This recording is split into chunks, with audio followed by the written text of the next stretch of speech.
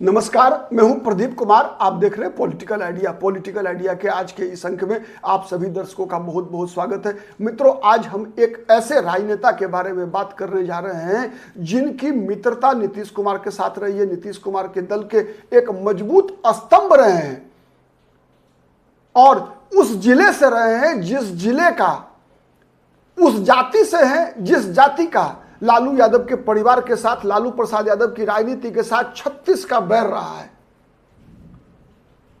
और यह बैर कोई आज की नहीं है, 35 वर्षों की है। मैं बात कर रहा हूं नरेंद्र कुमार सिंह उर्फ बोगो सिंह की। आज बोगो सिंह ने नीतीश कुमार का हाथ छोड़ दिया, नीतीश कुमार के तीर का दामन छोड़कर लालटेन का दामन थाम लिया है। तेजस्वी यादव को मुख्यमंत्री बनाने की शपथ खा ली है। तो आज हम जानने का प्रयास करेंगे मटिहानी का इतिहास, बोगो सिंह का इतिहास, और फिर आरजेडी के कंधे पर सवार होकर नरेंद्र सिंह और बोगो सिंह जब 2025 का विधानसभा चुनाव मटिहानी से लड़ेंगे तो इसका परिणाम क्या होगा। तो सबसे पहले हम जानते हैं मटिहानी का। मटिहानी मित्रों एक ऐसा अभेद दुर्ग था वामपंथ का बेगूसराय की राजनीति में, जिसे लेनिनग्राद कहा जाता था। लालू प्रसाद यादव जब अपनी राजनीतिक लोकप्रियता के शिखर पर थे, तब भी वर्ष 2000 तक वामपंथ का वो किला लालू प्रसाद यादव भी ध्वस्त नहीं कर पाए थे। उन दिनों लालू प्रसाद यादव आरजेडी का तालमेल सीपीआई से नहीं था, क्योंकि लालू प्रसाद यादव ने बीजेपी को भी तोड़ा था बिहार में, सीपीआई को भी तोड़ा था। तो 2000 ईस्वी तक, 90-95 2000 ईस्वी तक वहां सीपीआई के उम्मीदवार राजेंद्र राजन वहां के विधायक हुआ करते थे। उनके गढ़ को, उनके अभेद्य किले को तोड़ा पहली बार एक निर्दलीय उम्मीदवार नरेंद्र कुमार सिंह उर्फ बोगो सिंह ने। वर्ष 2005 में फरवरी महीने में जब बिहार में बहुकोणीय चुनाव हो रहा था, लालू प्रसाद यादव लड़ रहे थे कांग्रेस पार्टी के सही गठबंधन से। इसके अलावे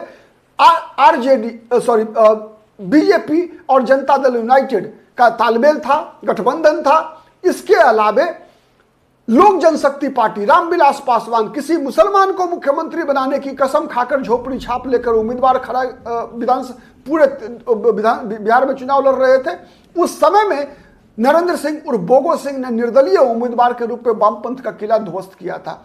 2005 के फरवरी में ही नहीं, बल्कि 2005 के नवंबर का भी चुनाव नरेंद्र कुमार सिंह उर्फ बोगो सिंह ने मटिहानी से जीता था। वह मटिहानी जहां पर कि लालू प्रसाद यादव के साथ एक और घटना घटी थी कि जब वो अपनी लोकप्रियता के चरम पर थे तो वहां के भूमिहार जाति के लोगों ने लालू प्रसाद यादव का हेलीकॉप्टर नहीं उतरने दिया था। मटिहानी उसी लोकसभा क्षेत्र का हिस्सा है मित्रों, बेगूसराय का। जब 1991 के लोकसभा चुनाव में बिहार में 54 लोकसभा सीट हुआ करती थी, कांग्रेस पार्टी केवल एक लोकसभा सीट जीत पाई थी, बेगूसराय। और बेगूसराय में कांग्रेस की प्रतिष्ठा बचाने का काम भी भूमिहार जाति नहीं किया था, बेगूसराय नहीं किया था। कांग्रेस पार्टी की कृष्णा शाही अकेली ऐसी उम्मीदवार थी जो कांग्रेस का पताका, विजय पताका फहरा कर एक तरह से कांग्रेस पार्टी की लाज रखी थी बिहार में। वरना लालू प्रसाद यादव की आंधी में पूरा बिहार लालू प्रसाद यादव ने एक तरह से, और जो बचा खुचा हिस्सा था वो भारतीय जनता पार्टी के हिस्से में चला गया था।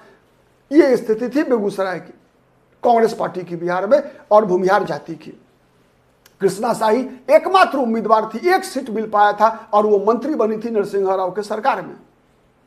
उसी बेगूसराय को, जिसे सिर्फ मैंने कम्युनिस्टों का लेनिनग्राद तो कहा ही जाता है, साथ ही भूमिहार लैंड भी कहा जाता है। तो क्या आज नरेंद्र कुमार सिंह उर्फ बोगो सिंह ने, जब नीतीश कुमार, मैं ये नहीं कहूंगा कि उन्होंने दोस्ती तोड़ी, दोस्ती नीतीश कुमार नहीं तोड़ी, इसलिए कि नीतीश पिछले लोक विधानसभा चुनाव में 2020 में नीतीश कुमार ने बोगो सिंह को मात्र 333 वोट से हराने वाले राजकुमार सिंह को अपनी पार्टी में शामिल करा लिया, और इसका दर्द बोगो सिंह को है। बोगो सिंह को आज भी इस बात का दर्द है कि चुनाव हारने के बाद नीतीश कुमार ने कभी उनका कुशल क्षेम भी नहीं पूछा। और वो दर्द आज जब तेजस्वी यादव से मुलाकात करने के बाद जब वो आरजेडी में शामिल हो रहे थे तो उनके चेहरे पे आप साफ देख सकते थे। उनकी हार मित्रों मात्र 333 वोट से हुई थी। एक गला काट त्रिकोणीय चुनाव हुआ था, स्पर्धा हुई थी, जिसमें 61,364 वोट पाकर मात्र 333 वोट से लोक जनशक्ति पार्टी के एकमात्र एमएलए जीते थे। राजकुमार सिंह, लोक जनशक्ति पार्टी चिराग पासवान के राजकुमार सिंह ही वो व्यक्ति थे जो केवल चुनाव जीत पाए थे और बाद में चुनाव जीतने के बाद वो जनता दल यूनाइटेड में शामिल हो गए थे। और तीसरे नंबर पर रहने वाले राजेंद्र प्रसाद सिंह भी ज्यादा दूर नहीं थे, मात्र 1000 वोट के अंतर में तीनों 1, 2, 3 उम्मीदवार की स्थिति थी, जब सीपीआई के राजेंद्र प्रसाद सिंह को 60,599 मतलब 60,600 वोट मिला था और जीते हुए उम्मीदवार को 61,364 वोट मिला था। मतलब आप समझ लिए 700-750 वोट के अंतर में तीनों उम्मीदवार का खेला हो गया था। तो यह संजोग था, लेकिन इस संजोग का परिणाम यह हुआ कि नीतीश कुमार ने लगातार 2010 से लेकर, मैं 10 क्यों कहूं, 2005 से ही निर्दलीय भले ही जीते थे नरेंद्र कुमार सिंह और बोगो सिंह, लेकिन समर्थन नीतीश कुमार का ही कर रहे थे। और केवल बोगो सिंह ही क्यों, बल्कि जितने भी विशेषकर जो भूमिहार राजनीति, जो सवर्ण राजनीति थी, जो जाति के नाम पर जो राजनीति करने वाले लोग थे, वो सब भूमिहार समाज तो वैसे भी लालू प्रसाद यादव के खिलाफ मोर्चा लेकर खड़ा, अगर सबसे मजबूती से कोई समाज था बिहार के अंदर तो वो था भूमिहार समाज, और उसी का प्रतिनिधि आज राष्ट्रीय जनता दल में शामिल हो गए। तो सवाल ये उठता है कि दो सवाल उठता है कि इससे नुकसान कितना होगा एनडीए का, नीतीश कुमार की पार्टी का। दूसरा कि क्या नरेंद्र कुमार सिंह उर्फ बोगो सिंह के सहारे आरजेडी की नैया पार लगेगी? ये दो सवाल है। इन दो सवाल का जवाब अगर हम ढूंढने का प्रयास करते हैं मित्रों, तो एक बात ध्यान में आती है, ध्यान में आता है कुछ इतिहास की बातें और ध्यान में आती है कुछ संभावनाएं। संभावना यह होता है कि कम से कम इस बार एक चीज देखेंगे आप कि नीतीश कुमार को मुख्यमंत्री बनाने के लिए इस बार कोई उस प्रकार की एक्साइटमेंट आम मतदाताओं में नहीं है। यह नीतीश कुमार के खिलाफ जाएगा, और जब नीतीश कुमार के खिलाफ बोगो सिंह जैसा व्यक्ति यह बताएगा कि धोखा देने की बात करेगा, तो निश्चित है कि नीतीश कुमार और भारतीय जनता पार्टी को नुकसान होना तय है। कि चूंकि 15 वर्षों का यह विधायक 20 वर्षों से सार्वजनिक जीवन में है, अपनी प्रतिष्ठा अर्जित की है, नीतीश कुमार के प्रति समर्पित रहा है, और फिर इस व्यक्ति को धोखा देना कहीं ना कहीं नीतीश कुमार की पार्टी को तो महंगा पड़ेगा ही पड़ेगा, और एक सहानुभूति वाली स्थिति भी बनेगी मटिहानी में बोगो सिंह के लिए। लेकिन इसकी एक खतरा भी है। इसका खतरा क्यों है? इसीलिए मैंने बात किया इतिहास की। इतिहास क्या कहता है? इतिहास कहता है कि 2024 के एक साल पहले ही लोकसभा चुनाव में आरजेडी की टिकट पर मुन्ना शुक्ला वैशाली से चुनाव लड़ रहे थे।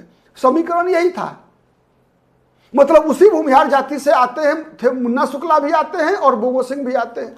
लेकिन मुन्ना शुक्ला को वैशाली में मुन्ना शुक्ला की जाति के लोगों ने ही वोट नहीं दिया। इसलिए नहीं दिया कि मुन्ना शुक्ला आरजेडी की टिकट पर चुनाव लड़ रहे थे। इससे पहले भी और कई उदाहरण हैं।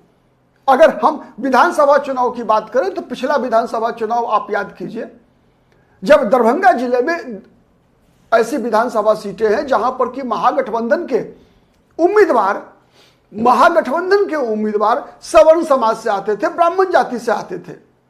मैं बात कर रहा हूं बेनीपुर विधानसभा सीट की। दर्शकों को समझाने के लिए केवल मैं उदाहरण दे रहा हूं छोटा सा, ठीक है। बेनीपुर से कांग्रेस पार्टी के उम्मीदवार ब्राह्मण थे।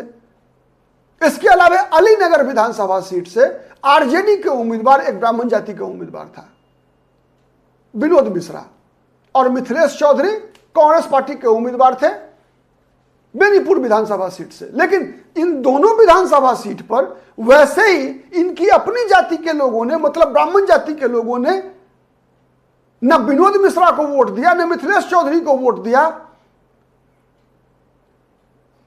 अलीनगर में तो ब्राह्मण जाति के लोगों ने वीआईपी के, जो कि उस समय में एनडीए का अंग था, बीजेपी के साथ गठबंधन से चुनाव लड़ रही थी, मिश्री लाल यादव को वोट दिया ब्राह्मणों ने, लेकिन ब्राह्मणों ने विनोद मिश्रा को वोट नहीं दिया।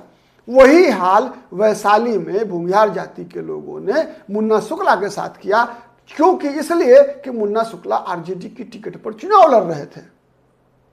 तो यह खतरा एक बोगो सिंह के साथ भी रहेगा।